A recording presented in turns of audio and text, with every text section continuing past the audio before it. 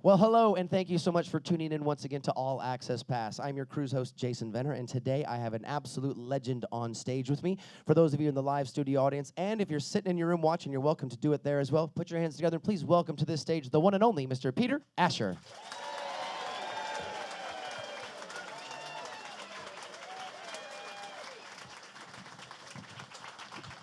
Thank you very much. Thank you so much. I cannot tell you how appreciative I am that you're taking the time to do this with me. Oh, it's my pleasure, of course. No, it's been great meeting everybody and getting to talk to everyone individually and collectively, so I'm looking forward to this. I'm pretty sure you're the busiest man on board. I'm pretty sure you haven't stopped since you got here. That's true. I tend to like to stay busy in general. It's the way I conduct most of my life so far, and I enjoy every minute of it. Now, you got a chance to be with us last year, obviously, Yes, and indeed. now you're back this year. Yep. Tell us a little bit about the cruise. What does it mean for you to be on a Flower Power Generations type cruise? Well, it's fascinating because, I mean, it's obviously, primarily, it's a gig, and a gig is a gig. You play and you do your best, and you hope the audience enjoy it. But what makes this special, of course, is that in between the actual shows, you know, you know that you're with a bunch of people who love the same music you do, who are interested in some of the same things you are. Very often people of the same insanely great age that I'm at. And 17. 17, that's right. You told me. I forgot. And so it's fascinating. I mean, you get to meet a lot of cool people and have a lot of interesting conversations. And I enjoyed it very much last time, which, of course, is why I'm back. You know, we've received, well, last year on your performances, we received such rave reviews. And then when we got home afterwards, we get written comment forms. Right. But yeah, people take a moment, they fill them out online, or they take a minute and write us a letter. And you were one of the most frequent names we saw. They hated you. But Exactly. you were one of the most frequent names we saw about people hoping, praying that you were going to be back with us this year. So well, that's very good to hear. Thank you. Thank you.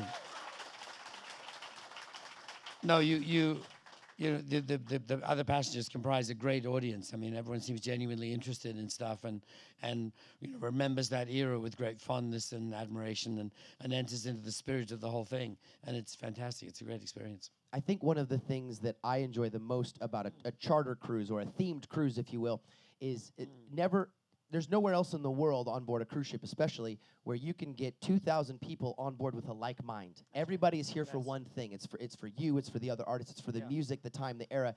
And it's fascinating because you really do.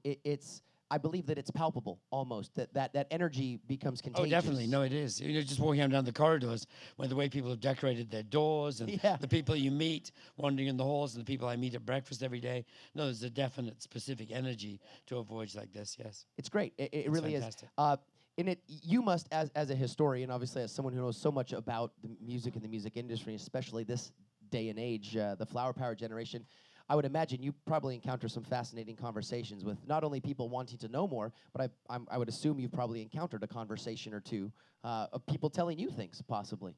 Yes, usually it's people saying, you know, oh, I came to see you when I was 11 or whatever, and you know. And you hope they're now 16, is what you hope. Exactly. And it's fascinating, and of course. You know, sometimes you actually get the feeling someone thinks you're going to remember. You feel guilty because you never do. But people actually go, you know, I came to see you when I was 16 and I met you backstage. Do you remember? And, you know, the temptation is to go, of course, you know, you were the really beautiful girl. And that's right, you know. Yeah. But no, sadly, there's an awful lot I don't remember from that era, you know, for one reason or another. No need to go into that too deeply. They don't remember it. They won't remember it after the show, Exactly, so we're not too concerned about it. Now, if I may delve back a little bit, you started as a child actor. I did, yes. When I was 8, I did my first film. Claudette Colbert played my mother, if anyone remembers Claudette Colbert. So I got to kiss Claudette Colbert when I was 8, which was Was that luxury. The Planter's Wife? Was that The Planter's Wife, it was called, yes. She was my mother, and Jack Hawkins played my father. Then I was in a bunch of the old Robin Hood series, if anyone remembers the old black and white Robin Hoods. I was Prince Arthur, who the sheriff and King John were always trying to kill or capture. But luckily, Robin kept rescuing me to be in another episode, so I was okay. So the arc continued, thank goodness. Exactly, yes. I did about 6 of those, I think. being in the industry for quite some time, but being in the industry as a child actor at the age of 8 and until the age of 16. Now, you've obviously seen some changes in the industry. You've been through some changes yourself through the different decisions and paths you take. What would you say the biggest differences are in the industry now from then? What have you seen? Well, when you say the industry, I mean, obviously the acting part was very different from Sure. being in the music business. And in the music business, I've been lucky because I've done a bit of everything, starting as an artist and a producer and a manager and running a record company and all these different things I've done. But yes, I suppose the biggest change is actually the most recent one, which is the last, whatever it is now, probably 20 years. I mean, the method by which people get music has changed so completely. First of all, you don't have to buy it anymore. You can get it for nothing, which has struck the industry a bit of a blow. But everyone's figuring out how to work with that and live with that, But the good thing is, of course, it makes music infinitely more accessible to everybody. I mean, it used to be that you could only listen to music when you got home, on your expensive record player with your discs that you so carefully looked after, which was Your babies. which was fantastic and interesting, but I have to say, on balance, I don't miss that. The fact that now you can hear music, driving along, when you're walking along, when you're on a plane, when you're on a ship, you take your music with you. You can find music. So if somebody recommends a song to you, you don't have to wait till they send it to you. You can just find it online on YouTube or whatever. I mean, it means that the accessibility of music, I think, is such a good thing. And it means that music is actually more important in people's lives than it's ever been. And I think it's an exciting era. It's changed the economics of it massively in many different ways. But just the fact that, I mean, it used to be, let's put it this way. In all the arts, and music in particular, it's always been about word of mouth. That's what counts. That's what makes things successful and makes them a hit. Now, it used to be, when I came home from a concert as a kid, I could maybe phone 3 or 4 people and tell them how great the show was and they should go and see it.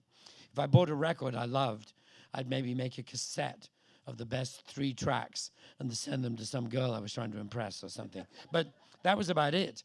But now you can come home and tell 1,000,000 people how great the concert was instantly. You can send your favorite new song to 1,000,000 people for nothing online immediately, which is actually very exciting because it means that everyone gets to hear everything that's good. Of course, it makes the competition incredibly intense because not only is it easy for you to get your music in front of everybody, it's just that easy for everybody else. So the competition for people's attention is getting more crazy than ever. But overall, I think the changes we've seen in the business have been very positive and exciting. Playing off that slightly, I found it interesting that as we do these cruises, we're blessed to be able to work with stars like yourself and and the different stars we have on this cruise and our other musical charters. There's a work ethic different. There's a massive difference in the work ethic of stars of your generation and either side of your generation, I should say, and stars of today. Would you blame part of that on the fact that they don't have to work as hard anymore? I wouldn't blame it. No, I actually would dispute that fact. Please. I don't think it's right. The successful artists I know today are working just as hard or harder. Interesting. Because there's other areas they have to work that we didn't have to work. I mean, Ed Sheeran is a very good friend of mine, and he is so unbelievably hardworking. I mean, he began doing 1,000 shows a year or something crazy, busking, doing several shows a night, anywhere he could play. And he's retained that same work ethic now that, he's probably the biggest star in the world, actually, this very moment, because he's selling tickets like nobody else. It's crazy. And he works incredibly hard. Saw him a couple of weeks ago, and he's, literally that last week, of course, he was doing Saturday Night Live on Saturday, the Grammys on Sunday, Ellen on Monday, and putting out his record on Tuesday. Slow week. Yeah. Exactly. Poor guy. Slow week. So actually, I think the people who make it are working as hard as ever because there's more gigs to do now. I mean, there's more bands on the road than ever. There's more places to play. I mean, some people get lucky and get to be lazy, but very few. You look into the career of people who really made it, whether it's Lady Gaga or Beyonce or Adele, they've all worked unbelievably hard and still do. So I'm actually not sure your original premise is correct. No, I'll absolutely take that, and I guess I haven't thought of it that way. It's interesting, and I guess let me rephrase that slightly. As we do different concerts with different people, I find that the stars who didn't have access to immediate fame, the stars who didn't have the ability to have immediate fame, maybe paid their due a little differently. Yes, that could be. And Yes. that's, I guess, what I'm trying That to could say. certainly be Not true. that they don't work hard, but it's a different mentality about it. And Is what I what find. you do find is usually it's the nice and the hardworking people who stick around. Absolutely. When you do meet somebody who doesn't seem to really understand their obligation to work hard or their obligation to deliver, or is bossing people around or taking things for granted, they may well be the people who aren't around 2 years later. There is a certain justice in the world that does tend to happen. Well stated, sir. Well stated. That was a quick 10 minutes. Don't go anywhere. Don't change the channel. We'll be right back with more from the fabulous Mr. Peter Asher. Thank you.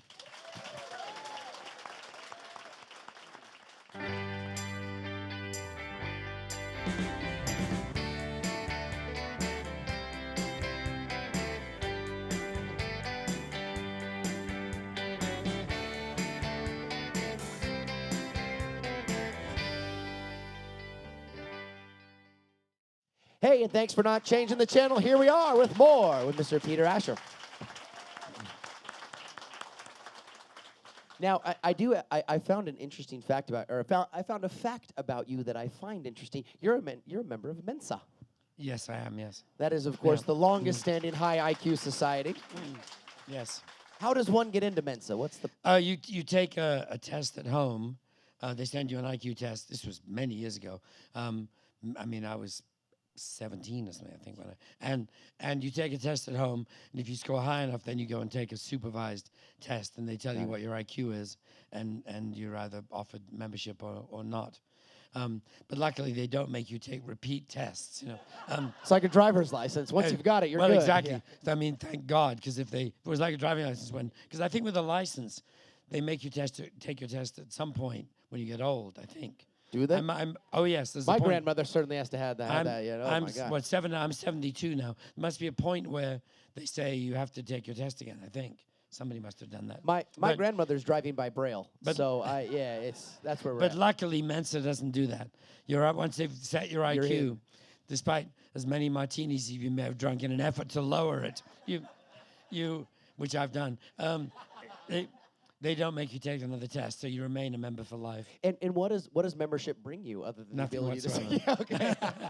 I went to one meeting once, and it was really a strange group of people. It was interesting, but no, I'm not an active member, but I am a member. I mean, to be honest, you do have to make a decision whether to keep paying the subscription so you get your membership card. Oh, so that's how they get you. I mean, it's nothing. It's $20 a year or something. But so there is a certain vanity involved, obviously. Because if you really thought, oh, it doesn't matter, it's meaningless, you'd let the subscription lapse. But you don't. I do have a valid membership card. That's perfect. Now, you obviously are known for many different facets within the industry. You're an artist, as you said. You produce, you direct, you manage. What is your favorite? What's your favorite avenue? Well, I like the fact that I get to do all of them. So my favorite is the fact that I can do these different things. Because if I was in the studio every day or managing people every day, which managing actually I don't do really anymore, and I'd probably get fed up with it. But if I did have to pick one, it would be producing records. I love being in the studio with great musicians and a great singer, and I've been lucky enough to work with some of the most unique singers in the world. It's I very much enjoyed going to the Cher show earlier today, Yes. which was very kind of surreal because she's introducing me as her producer. Yeah. And it was great. And I was talking about Cher's house, which I have a funny feeling I may know the inside of a little better than she Cher. does. Yeah. If you didn't catch what Mr. Asher was referencing, we had a tribute to Cher earlier up in the Revelations, and Mr. Asher was in the audience, and actually there was a little banter, and he got to step up and say a few words, which is actually a very cool moment for Kara, to say the least. It was great. No, she sounds great, too. She's wonderful. She's amazing. If you haven't seen her, do go. She's really good. She has a couple more shows coming up. In fact, she does a tribute to the 60s songbirds tomorrow, so if you want to check that out, that'll be there. Anyway, yes. Yes. Record production would be the one I would choose if I had to. But and I've worked with a lot of great singers and hope to continue to do so. What's exciting to me is when I get a project that does enable me to work with some new singers as well. Like I met Ed Sheeran a couple of years ago, and when I first worked with him on an Elton John project, and I've worked with Miguel and Fall Out Boy and other people like that. And that I love to do that, as well as, of course, still working with the people that I've worked with in the past. Sure. Now, you signed James Taylor before he was even recognized. No one even Yeah, knew. I found James. You Yes. found James, Yes. yeah. Yes. What, I mean, yeah. What do you recognize in someone like James at the moment that makes you realize, wow, Well, this is... in James's case, everything. I mean, if you look at each element of James, his guitar playing alone is extraordinary. It's almost underrated because of his other talents. But he fingerpicks with the precision of a classical musician. You know, he'd listen to a lot of Segovia and Julian Bream as well as listening to folk music and rock and roll. And so his guitar playing alone is extraordinary because he's playing these jazzy chords but with classical precision. And then he's got this beautiful, extraordinary baritone, rich voice. And on top of it all, of course, he's a genius songwriter. So when I first heard him, I was listening to each of those elements and kind of going, this is amazingly good, you know, that you can do all this and nobody else is doing it like that. You know, you first see somebody with an acoustic guitar and long hair, you go, okay, just another, you know, folk singer, which is what we called them back then. When I found James, the term singer-songwriter didn't exist. If you had long hair and played the guitar, you were automatically a folk singer. And didn't matter if you never sang a folk song. It didn't matter. But I, you know, he to me stood out from that pack completely as being a musician of extraordinary talent. And of course, time has borne out my opinion to some extent, I think. And where did he's you as locate big him? now as he ever was. I was introduced to him by a guitar player we both knew. He was doing in a band with this guitar player, a friend of mine, and was going to London. And this friend, Danny Korchmar, a great guitar player, gave James my phone number, just said, have a friend in London, give him a call. So James called me up and introduced himself and came over to my flat. And that's when I fell in love with his music and signed him up. It's amazing. It's that hard, but it's that simple sometimes that, you know, it's somebody knows somebody, passes a phone number, and now we have James Taylor in the world. The phone rang out of the blue in my flat, and he said, I'm a friend of Danny's, and I'm in London. I invited him over. That was it. And you managed his sister for a little bit, is that correct? I did, yeah. Yeah, Kate. Kate Taylor, who's a great singer. Yeah, I did. I managed her and produced her first album. Yeah. And if I'm not mistaken, was Kate Taylor your gateway to Linda Ronstadt? No. Okay. No, I met Linda quite separately. Oh, okay. But what did happen, the relationship was that when Linda first was talking to me about managing her, I said I don't think I can because I was managing Kate. Got it. And I thought the two competing girl singers Got it. might be tricky. And so I was in New York, and somebody said, oh, you should go and see this girl who's playing at the Bitter End, the New York club. He said, she's an amazingly good singer, one of the best singers you've ever heard in your life. She sings in these really short shorts and bare feet and is the hottest thing you've ever seen in your life. And I went to hear her and see her, and it was all true. Every word of it. And Linda remains actually my favorite girl singer of all time. I worked with her for many years, and That's high praise. it is. That's very high praise coming from you. Yeah, I've worked with a lot of great singers, but Linda's just extraordinary, an immensely talented and brilliant woman. I mean, you have a pretty fascinating history. I mean, you're talking now about Miguel and Fall Out Boy, and, you know, and back to Cher and James Taylor, Linda Ronstadt, you know, and 10,000 Maniacs, Bonnie Raitt, and, you know, and on down the list. You've worked with the who's who of generations. I've been very lucky, yes. I'm lucky at my age to still be working, you know, at all. And to get a choice of working with some of these great people, yes, it's very exciting. That's fascinating. Do you have a dream? Do you have a dream duet? If you could put together a duet? Wow, that is an excellent question. That's the only one I wish I had known in advance. I win. You do. I'll get back to you on that. No problem. Because you really want to pick the two people who'd have enough contrast and it's a good idea. I'll think about it. And then we'll do it. We'll take it. We'll make it happen. Would you mind talking briefly about the Peter and Gordon days? No, not at all. Tell us a little bit about how did that start? I understand you guys went to school together. We were at school together, and just, you know, we both sang and played the guitar, so we started trying it together just to see what it sounded like. Where were you playing? Coffee houses and just... Started off, you know, just for ourselves, of course, sitting at school, and then eventually we did get, first we used to sing at parties, you know, and we'd always take our guitars with us, you know, because honestly, let's face it, one of the reasons when you're young, you start learning how to play the guitar and sing is because it does have this legendary reputation that it may help make you attractive. Chicks. Yeah. I was trying to put it very delicately. Yeah, I didn't need to. Exactly. So that was one of the main motivations. Actually, I assumed that was everyone's motivation. But actually, so I was working with Albert Lee, it's an amazing virtuoso, and I said, "Isn't that why you started playing the guitar as well?" And he went, "No." So so maybe that's how you tell the difference between somebody who's a real virtuoso Yeah. and someone who just wants to get their leg over, to use an English expression. That's a perfect English expression to take us to one more break. Don't go anywhere. Back with more All of right. Mr. Peter Asher in just a moment.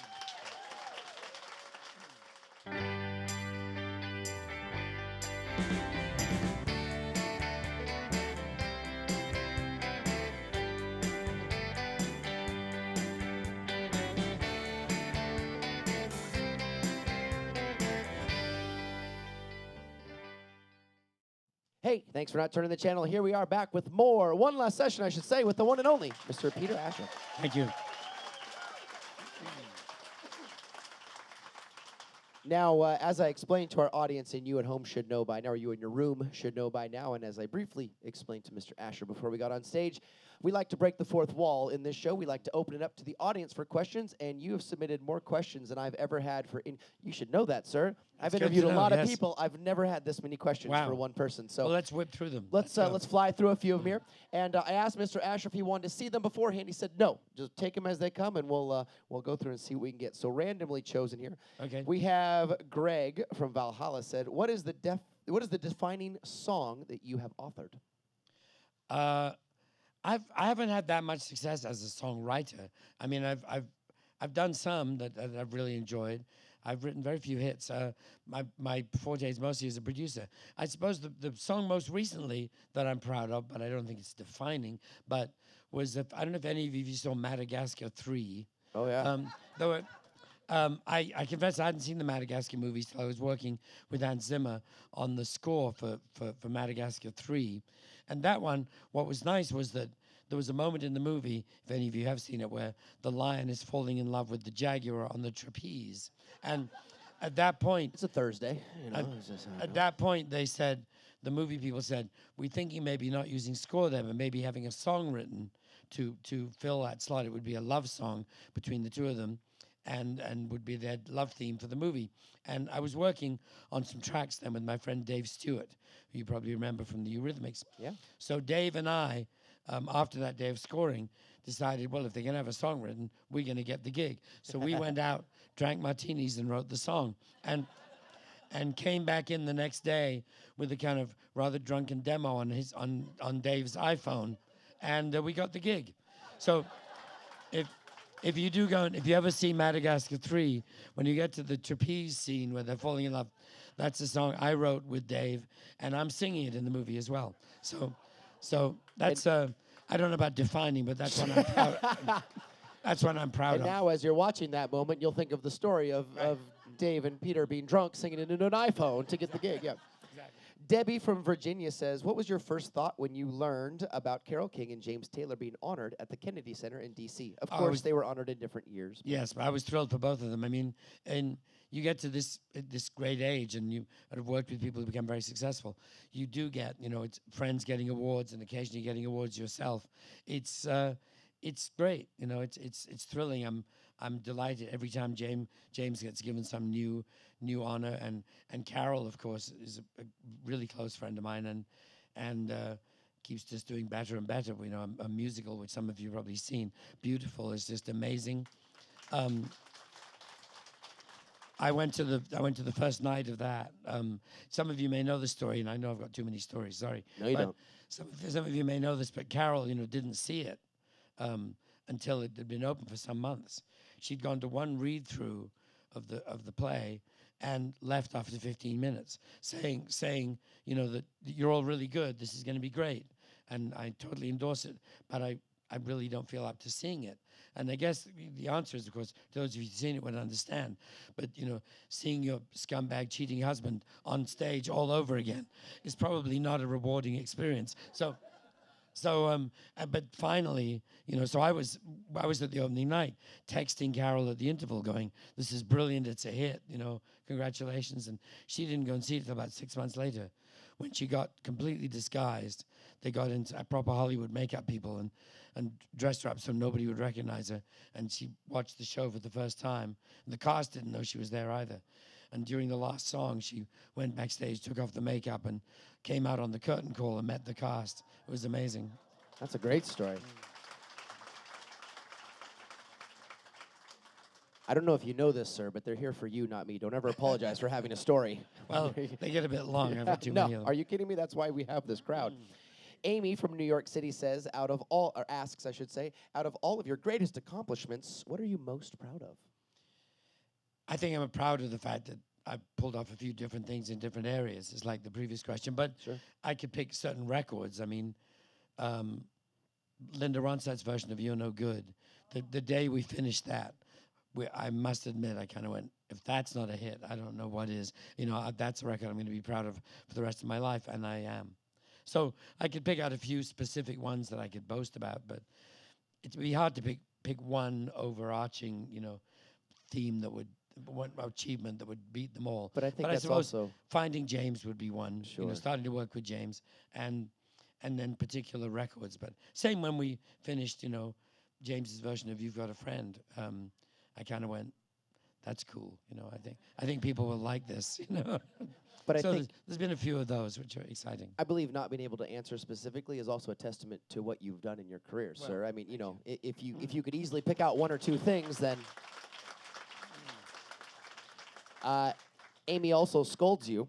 Amy also would like to scold you in this note here and say, I told you this last year. When are you going to write your autobiography? I'm not. I've decided I really prefer telling the stories, in a show. Everyone encouraged me to write a book. So far, I've turned down the offers, but you never know. I would never say never. I could change my mind. But there's so many books, and so many of them have got so many mistakes in them, and I don't know. And there's something about the fact that everyone connected with the Beatles has written a book. Everybody. My assistant at Apple has written a book, but I haven't. And so I have a certain reluctance to jump in. And So sorry, Amy. You'll have to. she's right I'll tell you there. what, Yeah. You'll have to keep scolding me, which Yeah. might be fun. That's okay. Amy wants you.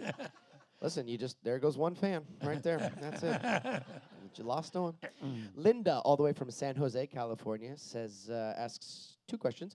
How many instruments do you play? I play none properly. I play the guitar a bit. I can, I know my way around a piano enough to work stuff out, but I can't really play anything. I was very bad at my music lessons and didn't study anything properly. My reading is incredibly lame, and my playing is not so good. So a few badly is the answer. And how old were you when you first started learning to badly play those instruments? I think my mom probably started me on piano lessons, I don't know, when I was 6 or 7 or whatever. But I was terrible and didn't practice and moaned about going to the lessons and so on. And now look at you. Exactly. Yeah. Well, that's the thing. I mean, in my own family, both my sisters play piano much better than I do. And my mother, of course, was a professional musician, and my father was a very good amateur pianist. So I was the worst musician in our family, which, of course, is why I'm the only one making a living in the music business. But Yeah. There you have it. Neil joins us all the way from Toronto, Canada, a fellow Canadian out there. I say fellow because my wife is Canadian. And he says underneath, I like oatmeal and raisin cookies too. Yesterday we discussed with Fifth Dimension that yes, my wife... I saw that. Yep. They like oatmeal raisin too. Yep, yeah. yep. Yep. Do you think 60s music is and or should be still relevant to today's youth? Oh, I think so. I mean, it's relevant if they like it, and they do seem to. I mean, I know my own daughter, admittedly grew up hearing some of it, but she's a fan. And of course, the answer is, if you don't even just call it 60s music, let's just face facts and admit it that the Beatles are what we all love the best. Sure. And there isn't a single band today, a single successful musician or band that don't pay homage to what the Beatles accomplished. And I mean, Pharrell Williams, who I've become friendly with, is a huge Beatles fan. There's so many people now that to the point where I think there's almost nobody who doesn't recognize the Beatles being one of the most important, if not the most important band in the history of music. So, yes, 60s music is important, and I think at least half of that importance lies in the genius of the Beatles. Oh, perfect. Ben, who comes from the San Francisco Bay Area, says, as a performer or producer, name the person you were in awe of when you were first starting. As a producer, people like George Martin, Phil Spector, um, Jerry Wexler and Tom Dowd, the people who made all those early Atlantic records. Huge fan of Jim Stewart. If you don't know who he is, you should look him up. He stacks, exactly. Good, very good. Um, um, we actually went, when Gordon and I came to America the first time, we got to Memphis. All we wanted to do was go to the Stax studios and meet Jim Stewart, which we did. Spent the day out there. Jim Stewart played us all this stuff, met Rufus Thomas. It was great. I mean, that was the music we idolized. Does that answer the question? I forgot what it was. It's close enough. Fred wants to know, who do you consider the most influential songwriter today? Wow. Mm-hmm.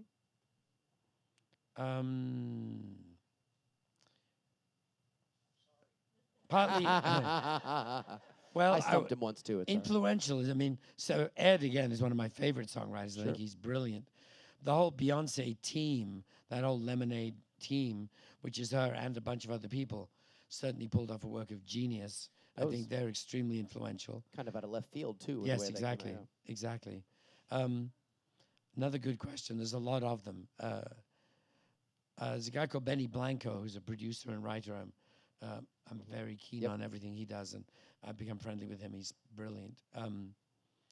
That's a good question. There's more than that, but there's so many of them. You know, and they new ones keep popping up too. We have Nancy, who's from the Metro Detroit area, who says, personally, what year was your most favorite when you were at, quote unquote, the top of your career, and why? I never know what year it is half the time, so I'm very bad at dates. But I mean, I think '64 was a great year for us because that was the first year when Peter and Gordon had our first #1, came to America for the very first time.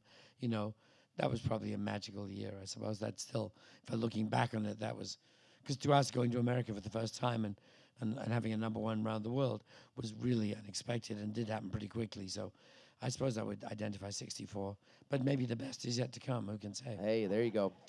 Always.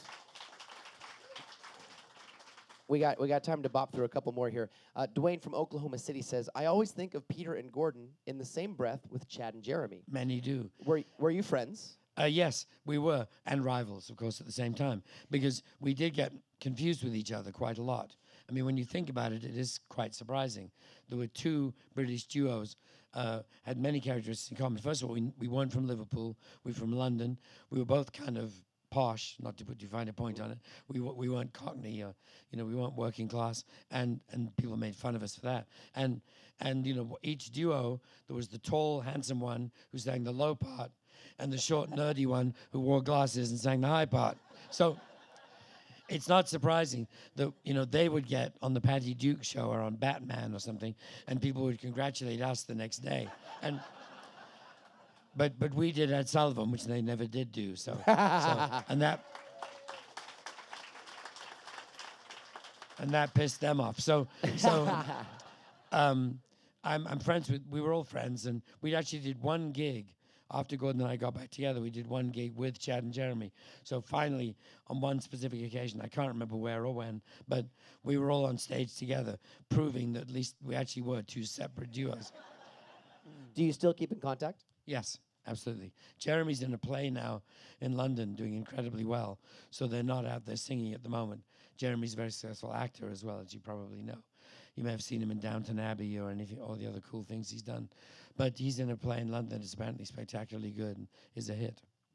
All right, these last two are actually quite interesting here. Jim says, a lot has been written of the Beatles' breakup. One, did it surprise you? No. They were having a lot of huge arguments about this, that, and the other. And, when they were doing music together, they almost always agreed or found a way of collaborating. But once they got into all these business headaches, which kind of began with Apple and Alan Klein coming in and all that, John wanted to do a lot of other projects. And they did have some major, amazing arguments. I'll tell you one quick story in that front, which is a moment when we knew things were going a little awry at Apple. There'd been a meeting. They were having some kind of business meeting. And the four of them were in Peter Brown's office and with several other people. It started as a meeting that we were all in. Then we were gradually leaving. Finally, they asked to be left on their own to talk some things through. And we were all outside, and we heard these raised voices for a while. And finally, we knew something was not going quite right when George Harrison came storming out of the room, slammed the door, and said, "All you need is love, eh?" and left and left the building.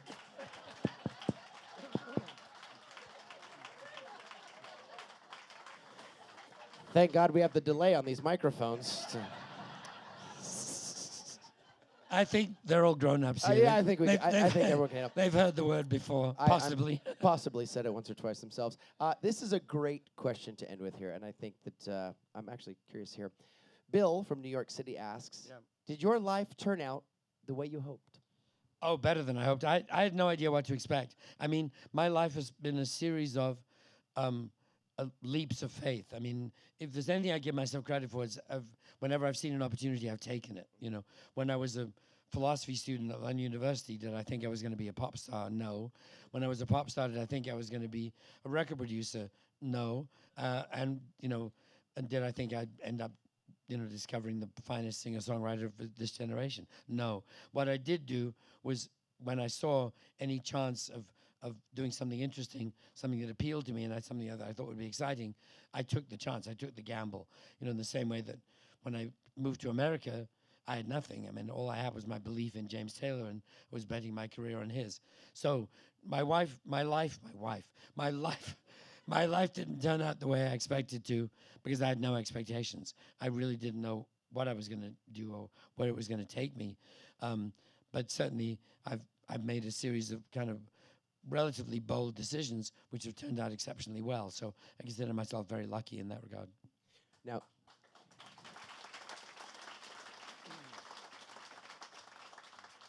before I let you go, we talked about it briefly in the break. Did you come up with an answer for a duet you would want to hear or see? No, Fair enough. I need to give it more thought. No, I really. What I was saying in the break is that the ones I have done, I think the Linda Ronstadt, Aaron Neville duets were among the most successful, and that was Linda's idea, not mine. She was a big Neville Brothers fan and said, "I'd love to sing with Aaron one day," because their vibratos matched perfectly. They sounded great, and things like that record, Don't Know Much, and those record we did on the Cry Like a Rainstorm album. I think those may be the most successful duets that I did do.